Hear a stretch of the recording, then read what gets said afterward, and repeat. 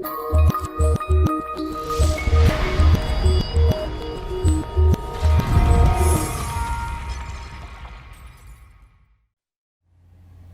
Gary here. I was in this lunchroom with three women, and they kind of met a lot. This was years and years ago. And this one woman who had no children, she was young, and two other women, one had two children, one had one child, and she would tell them about how to raise children and all the things you're supposed to do and what they were doing wrong and right and everything else. And so you can imagine their reaction to this was like, what's wrong with this person? How come got such a horrible personality and she's trying to tell us what to do and everything else? The point of this story was that was absolutely not what was happening, and I didn't know this until we basically went through a new kind of profile that you may not have heard of. So when you look at our mind, it's got three parts. The first part is cognitive, and cognitive, it's IQ tests and so forth and so on. In fact, there's a guy named E.F. Wunderlich who came up with the Wunderlich test back in the 30s, and in fact, all the men and women going to the military in World War II took all these tests and it became a standard. The second part of the brain is affective, and it's things like Myers-Briggs, a mother and a daughter who were flappers in the 20s, who noticed these different personalities. And there's HBDI, and there's DISC, and there's all these different ones, but lots and lots and lots of personality tests. In fact, that's the majority of profiles that you'll see out there. The third part of the brain, this goes back to the ancient Greeks who actually talked about these three parts, is the doing part, and this is what we call the conative part.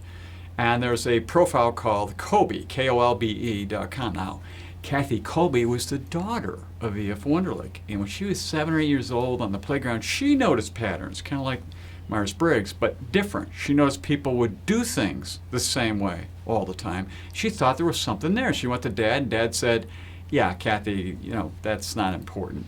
And as it turns out, over many years, and by 1989, she came up with a profile called the Kolbe A index, and there's other indexes as well, that basically says how are we do things? How are we wired to do stuff? What are we willing to do, what we won't do, and what we will do? So, back to my story.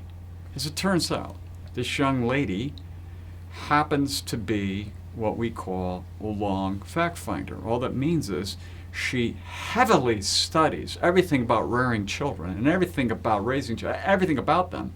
And so she was a very high level of information. And so she was just doing what she thought was what everybody else did, is heavy research to then say to these other women how they were doing or not doing something right or wrong. Now, should she have done it? Probably not.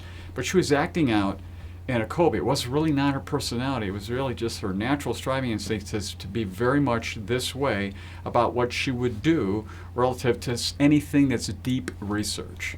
I won't go through all this with you. You certainly go to Kolbe.com and find out more about it. But if you want to know what you will do, it's hardwired, what you won't do and what you're willing to do, really would help you a lot in the workplace, with your personal relationships, to understand how you actually wired. Much different than the other profiles you've ever taken. We do it for all of our team members, we do it for our clients, we do it for everybody, so we understand how they like to do things so we can then accommodate them and put them in the right place. So until next time, enjoy.